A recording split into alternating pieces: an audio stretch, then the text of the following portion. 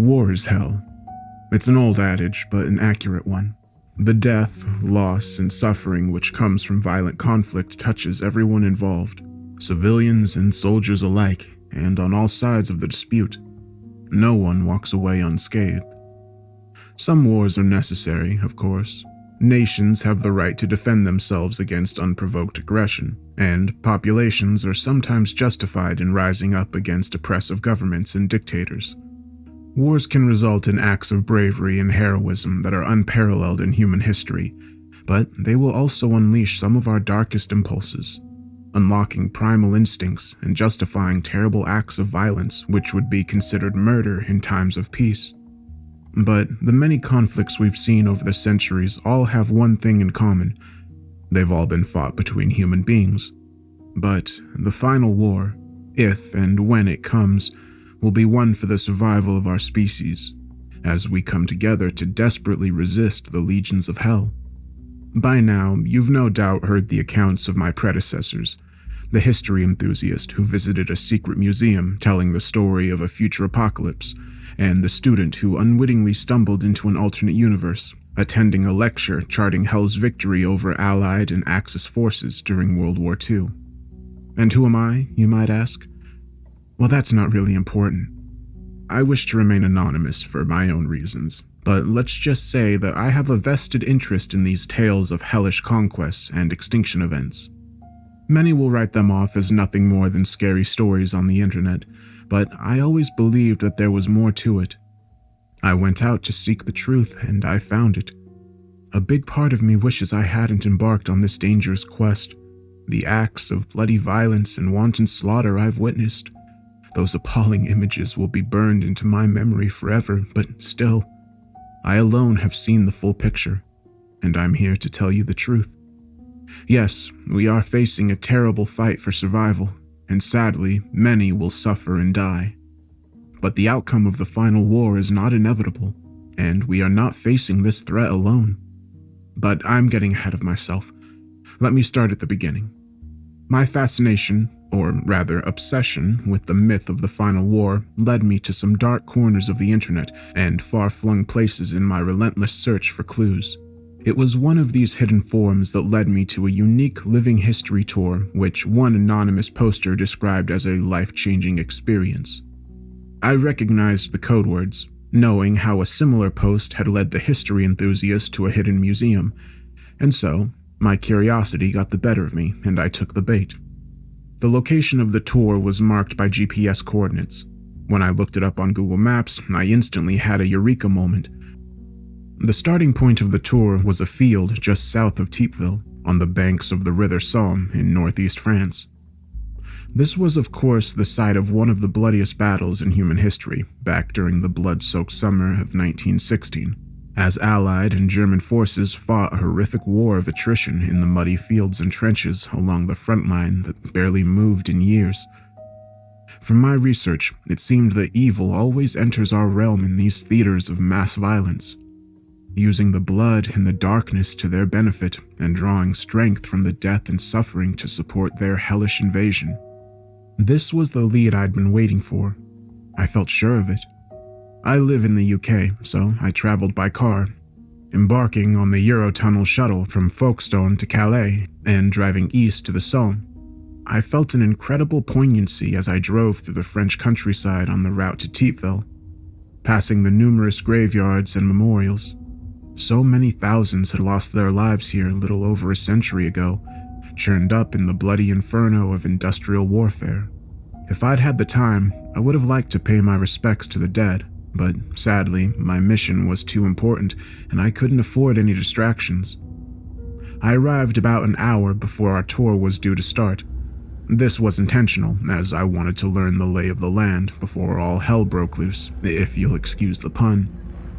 I parked up alongside a narrow and seemingly abandoned country road at the exact spot the GPS coordinates had led me to. The location was quiet and peaceful, the sun shining down upon a field of red poppies, a beautiful but poignant display given the poppies' emotive symbolism and close connection to the terrible losses suffered during the Great War. There was no one around that I could see. I spotted a farmhouse about half a mile to the north and could make out the banks of the Somme on the western horizon. But there wasn't another living soul in sight. For a brief moment, I forgot why I was there, enjoying the sunshine and fresh air and listening to the birds singing. I opened the gate and walked out into the field, picking a poppy and holding it in the palm of my hand. It was peaceful, but this wouldn't last. He appeared out of the corner of my eye, making me jump in fright. I turned to face the man who stood behind me. I knew he hadn't been there a moment before, so his sudden appearance was disconcerting, even though I had been warned to expect such an event. The physical appearance of the man largely matched the descriptions in the previous accounts, as he appeared near identical to the museum curator and university lecturer.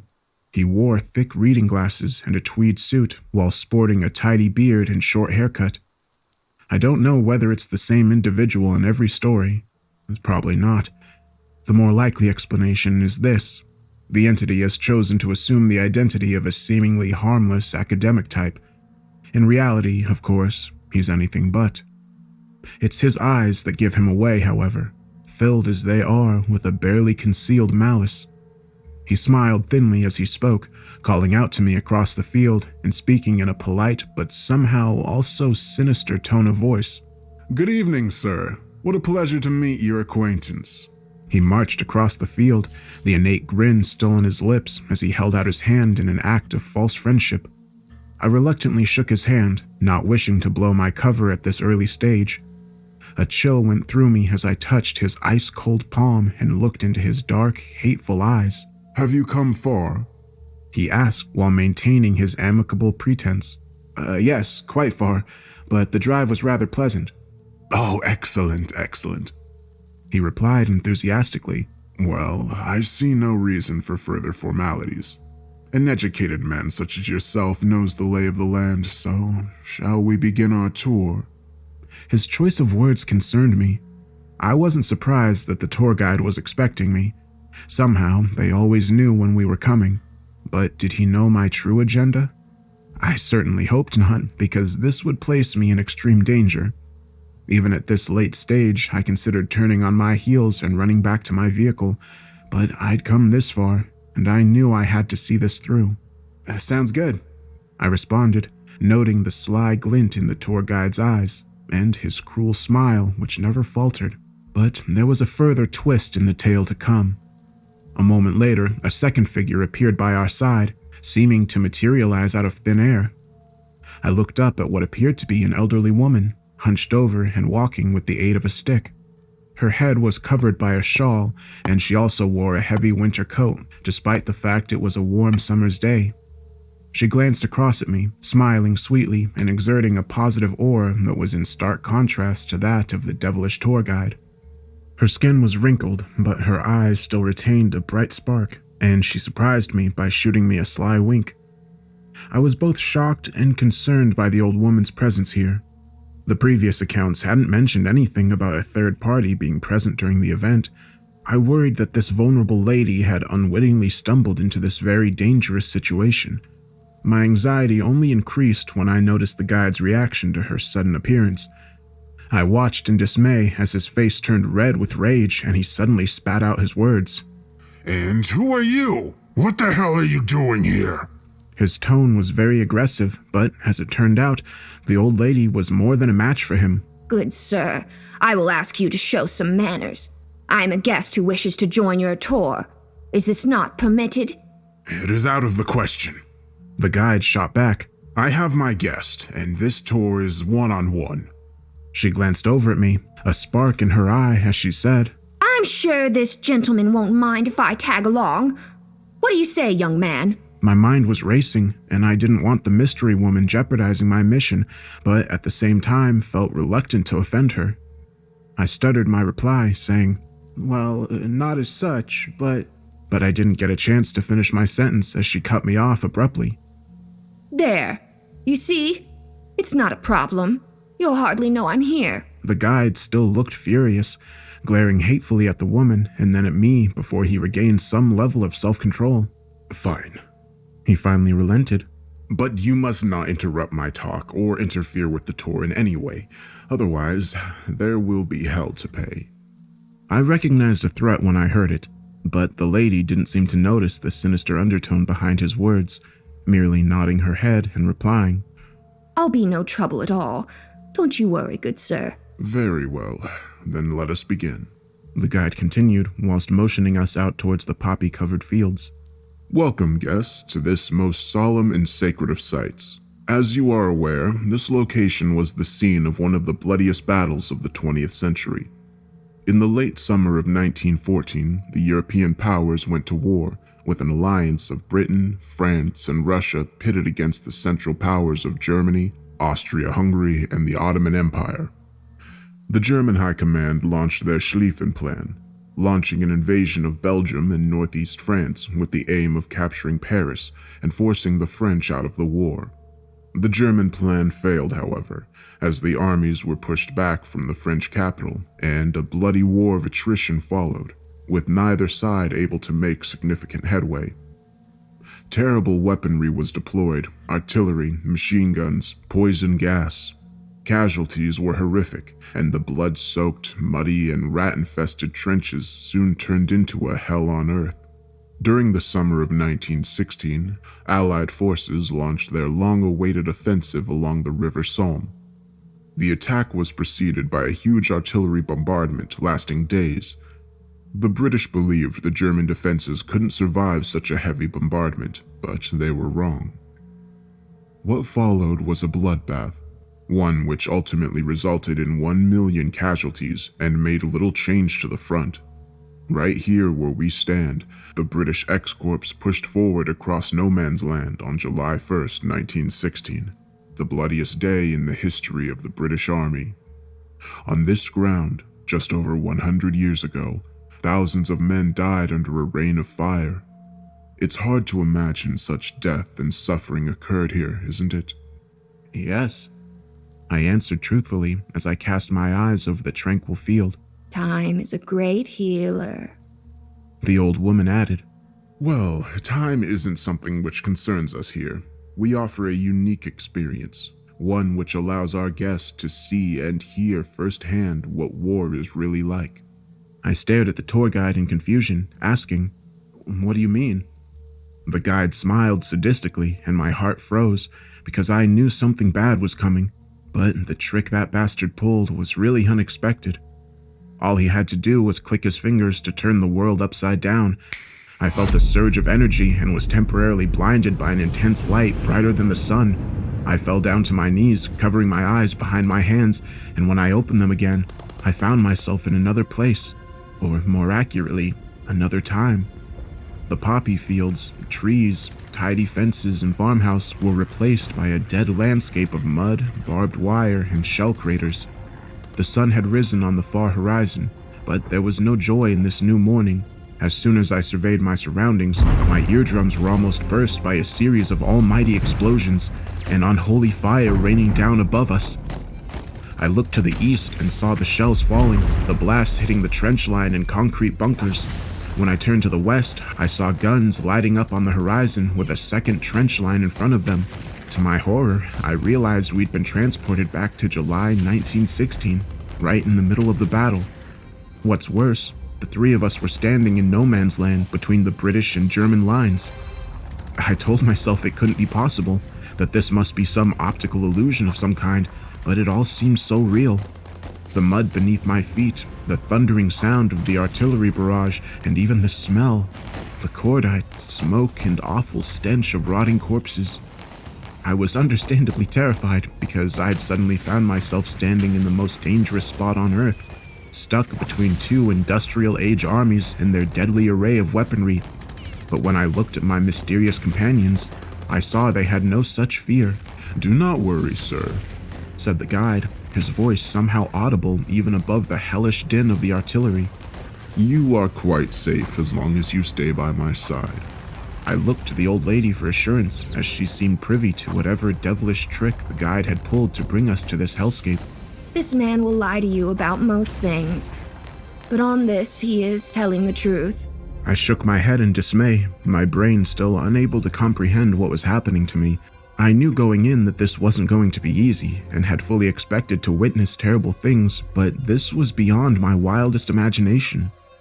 I froze to the spot, suddenly realizing that the artillery bombardment had ended and an eerie silence had come over the battlefield.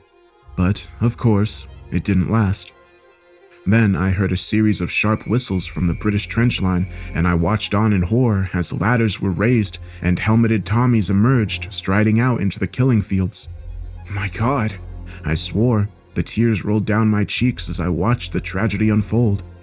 And here they come, lambs to the slaughter, said the tour guide, a sick smile across his face as he spoke. Lions led by donkeys, the old lady added, a terrible sadness in her voice. The first wave of soldiers were barely out of the trenches before the machine gun fire began, a relentless barrage of bullets which cut human beings to shreds. Soldier after soldier fell, dropping dead or wounded in the mud and wire, their awful screams audible even above the heavy din of gunfire, but they still came, company after company of brave men throwing themselves into the breach, stepping over the bodies of their kinsmen as they pushed forward toward the German lines. We were literally standing in the middle of this living hell, watching as bodies fell around us, but thanks to whatever black magic the guide had conjured, it appeared we were safe from harm. The soldiers on both sides weren't able to see us, and the bullets and shrapnel couldn't hurt us. There was death and devastation all around us, but it was like we were contained within some kind of protective bubble. But still, no man's land was a living hell, as young men continued to fall into a wanton slaughter, their fragile bodies torn apart by high-velocity bullets and their blood and guts littering the battlefield. One young soldier fell only feet away from where I stood, dropping his rifle as a bullet pierced his chest. He looked up as he fell, his young eyes full of pain and fear. I swear he made eye contact with me for a brief moment before he took his final breath and left the mortal plane. The old lady walked up beside me and spoke into my ear. Such a sad thing to see a young life snuffed out so violently. He died alone, scared, so far from his home. What was his name? Where was he from? What were his hopes and dreams?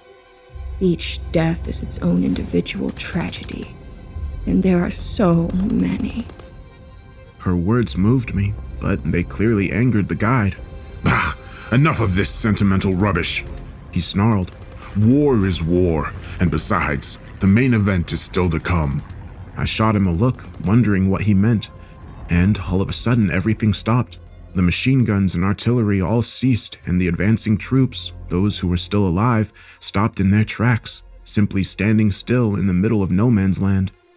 I felt concern, wondering what the hell was happening. Had a ceasefire been called? No, that couldn't be right. It didn't match the history I'd learned. I had a terrible feeling deep in the pit of my stomach, knowing that something horrifying was about to occur. The ground beneath our feet shook, and I almost fell down into the mud. I looked to my companions and noted the sharp contrast in their expressions. The old lady's face was filled with sorrow, a look of sad resignation. Meanwhile, the guide was almost giddy as he watched the chaos unfold. Violence and death on this scale. This carnage always presents an opportunity for our forces. But of course, you already know this, don't you, sir? He winked at me in a frightening fashion, and I knew right then that he was on to me. I opened my mouth to speak, but didn't get the chance to respond, as a moment later, the two trench lines lit up in a fiery inferno. In a panic, I looked into the morning sky and saw hundreds of fireballs descending, each the size of a car and each guided by an unseen force. They hit both the British and German lines simultaneously and with deadly precision, setting the trenches on fire and causing utter carnage. Our initial attacks are infinitely more successful than the artillery strikes, announced the guide. Delving deep underground and incinerating men inside their bunkers, the mortals do not stand a chance. As if to emphasize his point, I heard the chilling cries of men being burnt alive, and my nostrils were filled with the foul stench of burning flesh. It was difficult to imagine a battle as brutal as the Somme becoming even more horrific, and yet this was what I was witnessing. I realized then that the demonic guide hadn't just transported me back in time, but also to another dimension, one where Hell's legions had chosen 1916 as their year of invasion. The fiery orbs always came first. I knew this from hearing the previous accounts, but this wasn't the end of the assault. I turned slowly, seeing movement out of the corner of my eye. Glancing downwards, I was horrified to witness the dead soldier suddenly twitch and then move, his body brought back to life by a dark force. His joints cracked as he clumsily stood, his eyes dead and his jaw hanging open. He looked like some kind of meat puppet, held up by invisible strings, and for a brief moment he, or rather it, stood still, seeming to stare straight at me. When it charged, I screamed, and my instincts told me to flee, but when I tried to run, the old lady grabbed my arm tightly, holding me back. I was surprised by how strong she was. Don't. If you leave this circle, you will die. And she was right. The reanimated soldier ran right past us, instead sinking its teeth into another British soldier, hungrily devouring a young man who had been his friend only minutes before. I turned away in disgust from the gore, only to discover this gruesome scene was being replicated all across the battlefield, as thousands of British and German soldiers came back in a zombified state, launching savage attacks against the living. The former enemies became allies as they desperately fought back against the zombie hordes, firing rifles and machine guns and ultimately fighting back using bayonets and rifle butts. But it was futile. Every time a man fell dead, he would immediately come back on the enemy's side. Soon, all of No Man's Land was dominated by the zombie hordes, and they hunted down the survivors in a bloodthirsty haze, tearing men to pieces with their bare hands and feasting upon their still warm flesh. I was horrified, dropping to my knees and vomiting in the mud, my whole body shaking as I felt like I was going to pass out. The old woman placed a delicate hand on my shoulder and spoke soothing words in my ear. There, young man. What we are witnessing is pure evil. But you are strong, and we can get through this together. The guide responded with a cruel mockery, however, looking down upon me with utter contempt. Oh, dear sir, are you feeling poorly? All a bit much for you, I suppose. Well, we're just about done at this location anyway. Time for a change of scenery. How about some sea air? With that, he clicked his fingers for a second time, and I found myself transported to yet another time and place. I felt the sea breeze against my skin and sand beneath my feet. Looking across the sandy beach, I witnessed a heavily militarized coastline, with X-shaped tank traps and barbed wire, and with the cliff above fortified with concrete bunkers and pillboxes. And then I looked out to sea, reacting with shock as I witnessed a vast armada of warships and landing craft cutting through the waves and rapidly approaching the shoreline. The date, June 6, 1944. The guide stated. Omaha Beach, Normandy. After years of preparation, Allied forces launch Operation Overlord, the invasion of German-occupied France. The Allies enjoy a substantial superiority in the air and at sea, but the German coastline defenses are strong, and the first wave of infantry will be vulnerable. The supreme sacrifice those young men will make, traveling halfway across the world to fight against an evil regime, all in the name of liberty. We bear witness to heroics even in these dark times. They fight because they believe in something greater than themselves. The guide snarled at the woman, casting her a hateful look. The tension between the two was growing, and I feared how it would end, but there wasn't time to think about that now, as once again the chaos of battle took hold all around us. Shells flew over our heads, with Allied destroyers bombarding the shore fortifications and German 8.8 guns shooting back at them. Several of the landing craft were hit, exploding into fiery infernos, the GIs on board dying horribly before they even reached the beach. The next wave didn't fare much better. As soon as the craft reached the shore and the landing ramps came down, a heavy barrage of bullets from the German machine guns tore into the American soldiers, killing and wounding dozens in a matter of minutes, but they still came, advancing up the beach, using the metal barricades for cover as they returned fire and slowly pushed towards the cliffs. Many men were dying before my very eyes, and it was a horrific sight, but I was also confused. I was thinking back to the student's account, the one who attended the lecture in an alternate hellish realm. In that dimension, Hell's legions had invaded in late 1942, and so the D-Day landings had never taken place. So what was this? What was the guide subjecting me to? Was I seeing the Normandy invasion in my own timeline, or was this the history of yet another alternate dimension? I soon got my answer. My heart froze as the ground shook and the battle suddenly paused. I knew what was coming next. My attention was drawn to the cliffside, and suddenly the German pillboxes were struck by deadly fireballs and exploded into flames. Some of the American GIs cried out in triumph, apparently believing their side had done the damage, but sadly, they were mistaken. I turned towards the English Channel and witnessed the sea boiling, waves rising as something huge and horrifying emerged from the depths. I knew what it was, having heard the previous accounts, but hearing the stories could never have prepared me for seeing the beast firsthand. As I stood in shocked awe, the guide walked up beside me, sporting a sadistic grin as he confirmed what I already knew. The Leviathan, terror of the seas. No man-made vessel can withstand its deadly grasp. As if to emphasize his point, the creature raised its enormous tentacles above the surface, wrapping them around the nearest Allied warship. I could only look on in horror as the beast used its immense size and strength to crush the steel hull. I heard a terrible screeching sound of crushed metal and of sailors crying out in absolute terror.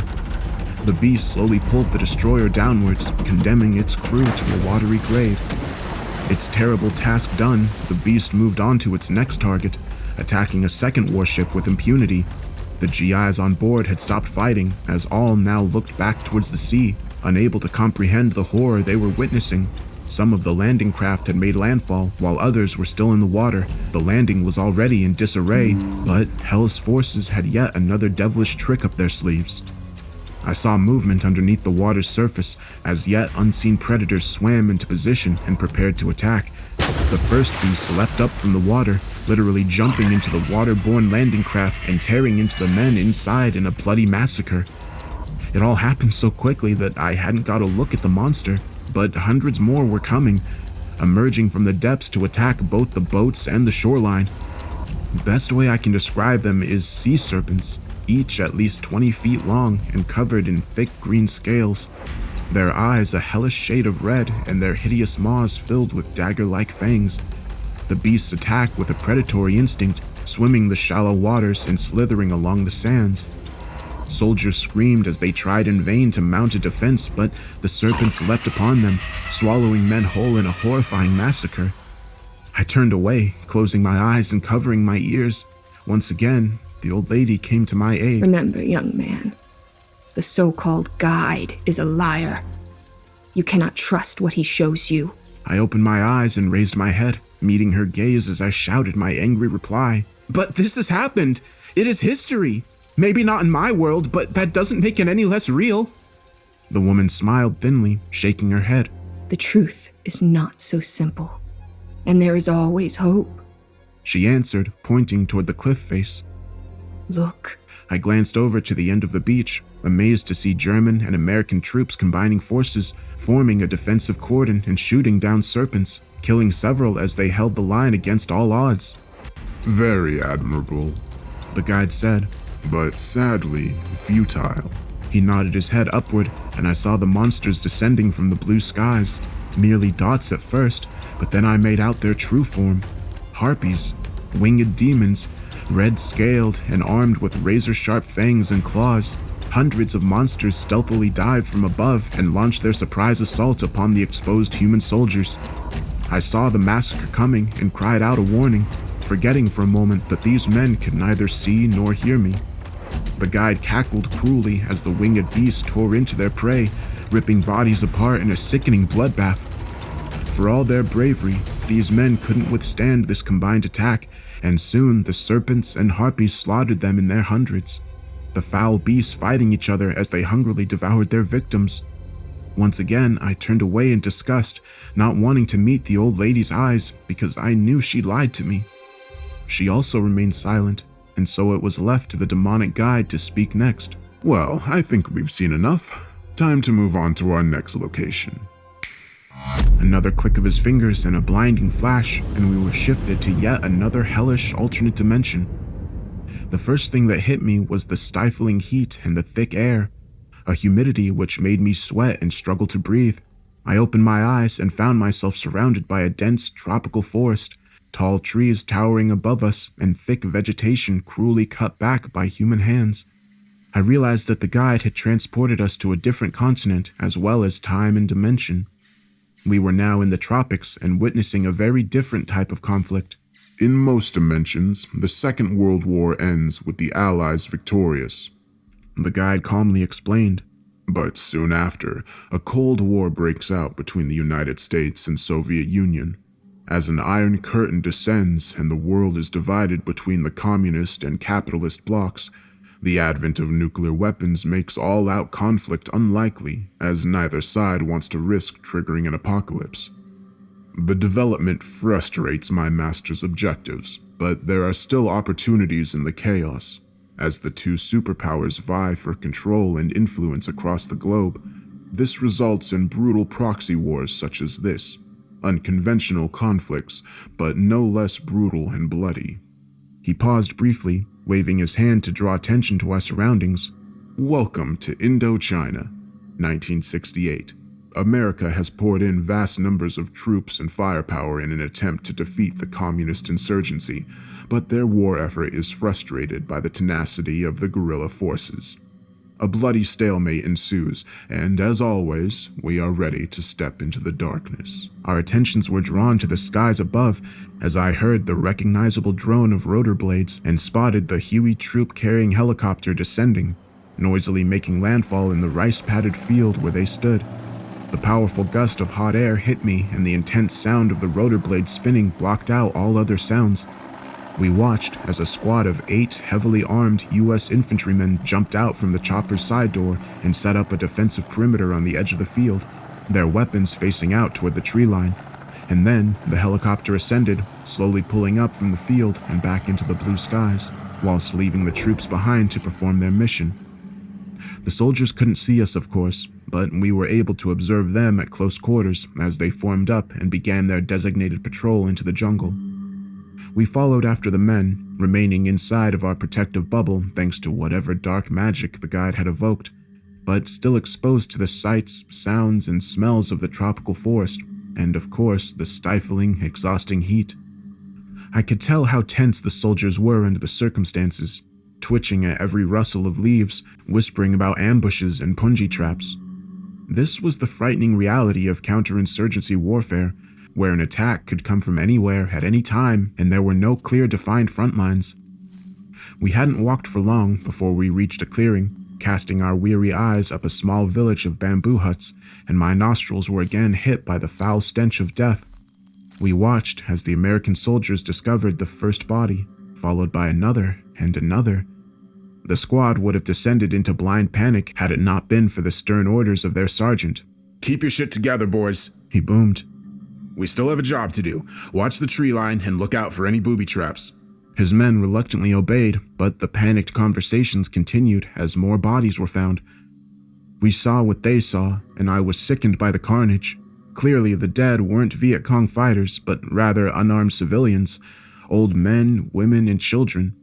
Not only that, but their bodies were badly mutilated, torn apart, leaving blood and entrails scattered across the forest floor. There were seemingly no survivors, as even the village livestock, goats, and chickens had been similarly slaughtered. It was sickening. We listened to the troops' hurried chatter as the situation grew even more tense. "What the fuck? Did Charlie do this?" One young private asked. "Maybe, although I've never seen a massacre like this." "I don't think humans did this," chirped in another man. "Look at the bite marks on the bodies. It looks like an animal attack to me." "That's crazy," answered the sergeant. "No animal could do this." But he didn't sound too sure. There was a terrible atmosphere in the air as the soldiers held a silent vigil over the dead. It seemed certain that something bad was about to occur, so it was hardly a surprise when the attack was launched. A man screamed, pointing to the deep undergrowth as a pair of glowing red eyes appeared in the shadows. There followed a deep, animalistic growl, and then bloody chaos. A beast moved rapidly out into the open, a blur of fur and teeth that pounced upon the nearest soldier before he could react. The man screamed, firing his M16 blindly into the air as he was knocked down and then mauled in a gruesome manner, the beast tearing into his chest and ripping out his heart. The rest of his squad reacted with shock, as nothing in their training or experience had prepared them for this. The sergeant raised his rifle and fired. Several more of the hellish beasts emerged from the surrounding forest, launching savage attacks at lightning speed. The remaining soldiers fired wildly in all directions, but the creatures moved so rapidly that they couldn't get a fix on them. I could only watch on in abject horror as man after man got cut down in a frenzied assault. One soldier's head was sliced off with a single swipe of a claw, while several others were dragged into the forest, still screaming frantically as they clawed at the dirt in a futile attempt to escape. The sergeant was the last man standing, as he managed to shoot and wound one of the beasts before two others grabbed him from both sides, using immense strength to rip his arms from their sockets. It was then that I got a good look at the creatures as they finished the slaughter and feast upon the flesh of their newest victims. They were werewolves, half man, half canine, their eyes burning a demonic red and their blood-filled maws filled with razor-sharp teeth. I had heard mention of such creatures in the previous accounts, but nothing could have prepared me for seeing them in the flesh or the speed and savagery of their attacks. Soulless, savage beasts. The old lady muttered as she came by my side. They do not discriminate in their victims and believe in nothing. Their only desire is to satisfy their unrelenting hunger and bloodlust. You're wrong. The guide shot back angrily. It's true that our shock troopers do not discriminate, capitalist or communist, soldier or civilian. Their flesh all tastes the same. But these beasts do serve a higher purpose. They are loyal to their master, and his goal is clear: to destroy mankind and gain dominion over the earth. In this, he will succeed. I wouldn't be so sure of that, the old lady replied cryptically.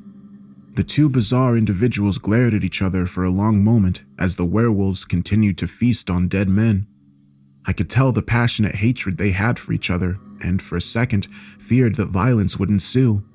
But then the guide broke the silence, speaking with the same cruel smile etched across his face. Well, I guess further proof is required, even after everything we've seen. But that's okay. I have a special surprise in store for our guest. He stared at me with his evil eyes, and I felt a cold chill run down my spine. Sir, you are an Englishman, are you not? He inquired. Yes? I replied nervously, fearing where this was going. Very good. Let's take a glimpse at your country's near future. Another flash of light, and suddenly I found myself in my home city of London, standing on what I believed was Oxford Street, but it was not the busy shopping district I remembered. England's capital had been transformed into a post-apocalyptic hellscape, with the streets abandoned, shop fronts smashed open and looted, and the skyscrapers and historic buildings burning. Welcome home, the guide sneered with a perverse satisfaction. Not quite as you remember it, I expect. The year is 2020-something. Well, why ruin the surprise? Now watch. I felt a rage building up inside me as I clenched my fists. I wanted to beat the bastard bloody, but the old lady stopped me. Keep your cool, young man. Don't let him provoke you. This will all be over soon. I was still angry and frightened, but events were playing out in front of my very eyes. At the far end of the street was a barricade manned by a platoon of British soldiers, most armed with SA-80s, but some carrying Javelin anti-tank missile launchers. The infantrymen were supported by a Challenger main battle tank, which blocked off the street. I guess these troops were mounting a last-ditch effort, but from what, I soon got my answer. The ground shook beneath our feet as I heard a loud thumping on the asphalt, a thunderous booming sound which grew ever louder. Suddenly, a huge creature smashed through one of the ruined buildings, emerging onto the previously empty street. I looked up, horrified to see a demon 50 to 60 feet tall, with the horned head and hoofed feet of an animal but the body of a man, adorned in thick steel armor. Its eyes burned a fiery red, and it opened its huge mouth to reveal rows of shark-like teeth. The beast emitted a terrifying roar which filled the air, and it charged down the street towards the troops, the ground shaking underneath its huge hooves. The soldiers opened up with every weapon at their disposal. The rifle rounds had no effect, merely deflecting off the demon's armor like pebbles bouncing off a metal sheet. But then the Challenger opened fire with its main cannon, producing an almighty boom. The shell was propelled across the void and smashed into the demon's armor-plated chest. The heavy projectile stopped the monster in its tracks. It roared in pain and anger, but the shell didn't bring it down, instead only temporarily delaying its advance. What happened next was either the result of great skill or a total fluke. A javelin missile soared through the air and hit the charging demon directly in its left eye. The projectile tore through the soft tissue and exploded inside the demon's brain. The monster was instantly killed, its huge frame falling and crashing down onto the street only yards away from where we stood, the sheer weight of its enormous body cracking the concrete beneath it. The soldiers cried out in triumph, and I shared their elation. From what I had read in the previous accounts, these Goliath-like demons were thought to be virtually indestructible, but what I had just seen proved they could be killed. But then I remembered something else from the stories, that these demons always fought in threes. The second demon suddenly emerged at the far end of Oxford Street, raising a crossbow-like weapon to its shoulder and firing. A bolt tore through the air as fast as any man-made missile, smashing into the tank and tearing through its thick armor, reducing the high-tech war machine to a flaming wreck. The surviving soldiers were left in disarray as suddenly the third demon stomped down the street behind them, roaring with fury as it swung its huge fiery sword. I could only watch in abject horror as the demon killed a half-dozen troops at once, slicing them in half and staining the footpath with blood and gore. The survivors broke, fleeing in all directions whilst firing wildly at their giant attackers. I doubt they would get far. Well, that's the end of that, the guide said, with the same cruel smirk on his face. He pointed to the entrance of the tube station across the road. The rats always flee underground at times like this. Let's take a look. He began walking across the rubble-strewn tarmac, ignoring the monstrous demons as they picked off the remaining soldiers one by one. I didn't follow straight away, instead looking to the elderly woman for reassurance. It won't be easy, but you need to see this. It's too late to turn back now, young man. I nodded my head and we proceeded across the street, following the guide down the stairs to the station below ground. Once we'd passed through the smashed-up turnstiles, we'd witnessed yet another horrifying scene, perhaps the worst yet. There were a few other soldiers down there, a mix from different regiments and even some armed police officers. They all appeared exhausted and terrified, but still maintained a loose cordon along the station's platform. But the true horror was behind the armed men and women. Several hundred civilians, men, women, and children, all huddled together along the platform. I looked into those faces and saw nothing but fear and pain. All were dirty and emaciated refugees in their own country, seeking sanctuary underground since the enemy now controlled the streets above. The London Underground had served as a refuge before, back in the dark days of the Blitz during World War II. But now, the displaced Londoners were hiding from an enemy more evil than even the Nazis. We walked across the platform, unseen by the military personnel and huddled refugees. An officer was screaming into the radio, desperately pleading for outside assistance. There was nothing I could do but listen. God damn it, man! I have over 500 civilians down here! We need an immediate evacuation! I'm sorry, Colonel.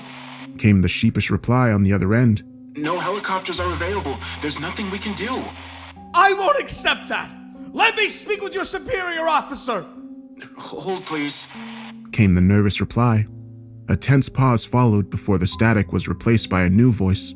A female voice, confident but also exhausted. Her tone indicated immediately that it wasn't good news. The officer's eyes bulged and he visibly gulped before responding. This is your Prime Minister. Ma'am? I'm very sorry, Colonel. This is the most difficult decision. This is the most difficult decision a leader will ever have to make.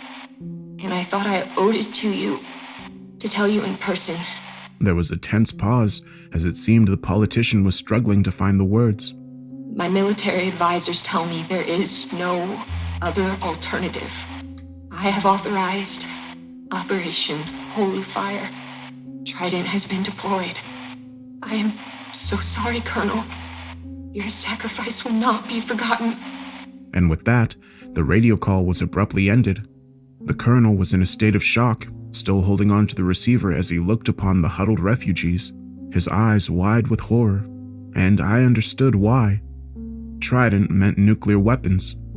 The British government had decided to nuke their own capital. That's what it had come to. What madness, what desperation had led them to this place. Mercifully, there wasn't long to wait before the terrible end. A thunderous boom and a wall of fire, and the ceiling collapsed, burying hundreds of screaming civilians and soldiers under tons of debris. I fell to my knees, covering my eyes and ears in a futile attempt to drown out the horror. But it was all over almost as quickly as it had begun, and the smug guide transported us back to present day. I found myself curled up in a ball on the platform of Oxford Circus tube station. The guide and the old lady standing over me as puzzled commuters pushed past us. You alright, mate? Asked someone. He looked down upon me with concern. I quickly composed myself, wiping the cold sweat off my forehead as I stood up on my shaking legs. Yeah, I'm fine, I answered sheepishly, although in reality, I was anything but. I've been dragged through hell and back, but I knew this wasn't over. I looked to my two companions, but found they were almost oblivious to my presence, glaring at each other across the crowded platform. Time to end this. The guide snarled through clenched teeth. Agreed, but not here. The woman replied. Fine. The guide answered before he clicked his fingers again. Another flash of light, and we went to another place. In an instant, I was hit by a freezing cold wind that chilled me to my bones. Looking around, I saw we were now standing upon a frozen mountain, with nothing but white snow in every direction. My teeth chattered, and my whole body shook uncontrollably as the guide spoke. The Watkins Range, Greenland. Nothing much ever happens here, but it is isolated and far away from curious eyes, so will serve our purpose. I continued to shiver, wondering how I could survive this intense cold. The old lady broke eye contact with her adversary, looking down upon me with sympathy in her eyes. To my shock, she removed her heavy coat, revealing the frail body underneath. Here you go, young man, she said, whilst holding the coat out to me with her bony hand. I shook my head and muttered through my blue lips, I can't.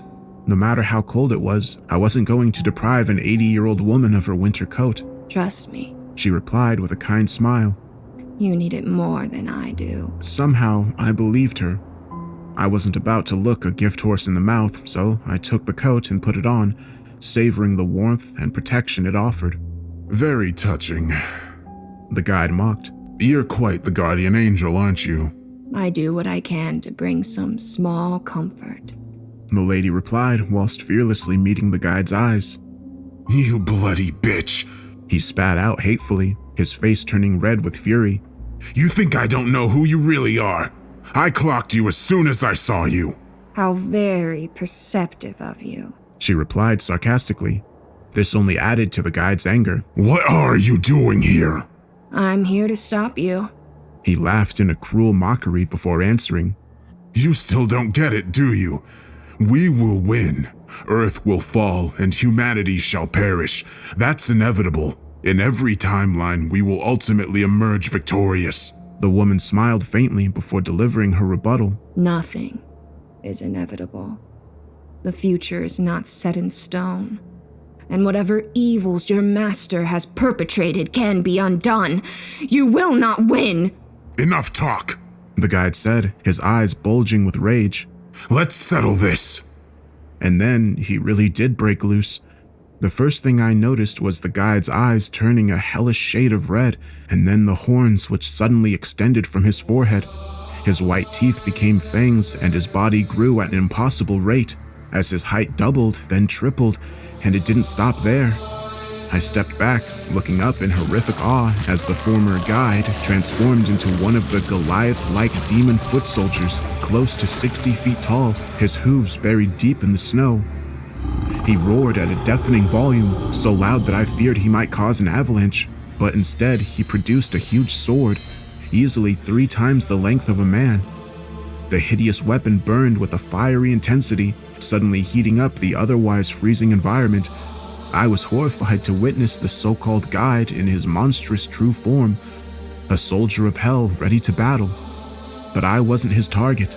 The beast's focus was the old lady, and on paper, it couldn't have been a greater mismatch.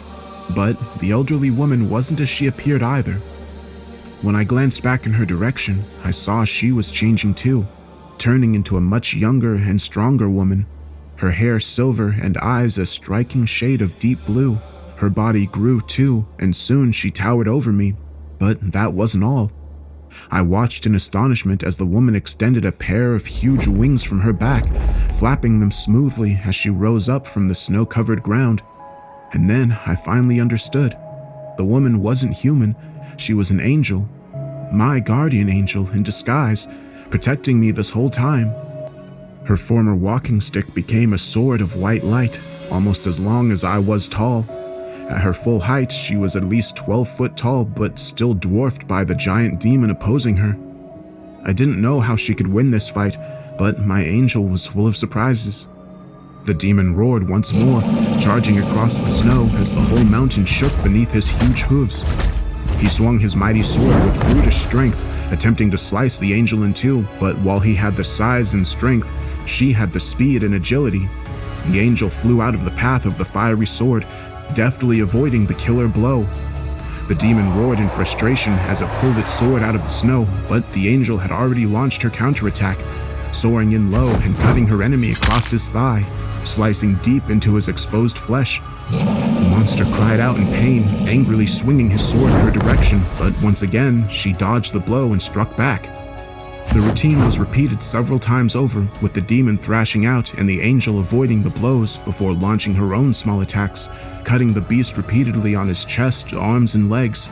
I guess she was trying to kill the demon through 1,000 cuts, gradually draining his strength and bleeding him out. It was a good strategy, but her luck didn't last. The angel was a fraction too late as the fiery sword came down upon her. She managed to parry the heavy blow with her own sword, but the sheer force of the strike knocked her out of the sky, throwing her body backwards as she hit the ground hard. I gasped in horror, looking to the spot where my guardian angel had fallen and silently begging her to get up, but it seemed like she was incapacitated. The demon sported a sadistic grin, showing his shark-like teeth as he raised his mighty sword and went in for the kill. I feared it was all over, but at the last possible second, the angel opened up her eyes and moved. The demon's sword was harmlessly buried in the snow as the angel darted upward, extending her sword and screaming with a righteous fury as she soared upward, acting like a missile homing in on its target. She hit the demon square in the chest, stabbing him right where his heart would be. The monster cried out in agony, its huge frame suddenly falling backwards as the angel withdrew her sword from his flesh, letting the monster's red blood spill over the pure white snow. The demon landed heavily on the mountainside, the sheer weight of its immense body shaking the ground underneath him, but the mortally wounded monster would transform once again in its dying moments, changing back into its human form. The guide lay inside the huge crater, his heart pierced as he bled heavily. The angel and I ran to his side, getting there just in time to hear his final words. The demonic entity laughed as he choked on his own blood.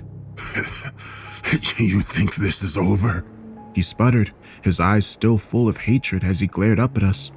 You think you've won, but you're wrong. My master will not stop. He will continue the fight. And we will be ready for him. The angel replied defiantly. The guide tried to speak again, but instead, the blood poured from his open wound and he closed his eyes for the last time. I breathed a deep sigh of relief, although was still in a state of shock after witnessing the violent struggle. The angel sheathed her sword and smiled at me sympathetically, her eyes now filled with kindness. Come on, young man. Let's get you home. There followed a flash of light, and suddenly I was back where it had all started, the poppy field in northeast France, in the current day and my own timeline. I looked at my companion and saw she had returned to her previous form, that of an elderly, frail, and seemingly harmless woman. She held out a hand expectantly and said, My coat, please. I gladly removed the garment and handed it back to her. although I wouldn't soon forget the warmth and comfort the coat had offered me in my time of need. I watched as she put the garment back on to cover her frail form, although I now knew it was merely a facade. "I'm grateful to you," I said nervously, "but there is still so much I don't understand." She smiled at me. You understand more than you think. You came here looking for answers, and you found them. The threat posed by the legions of hell is very real, and someday, perhaps someday soon, they will launch their invasion of your world. The conflict will be brutal and bloody, and sadly, many will perish. But the outcome is not inevitable. You're not alone in this fight, and together we can triumph against evil. You just need to keep the faith.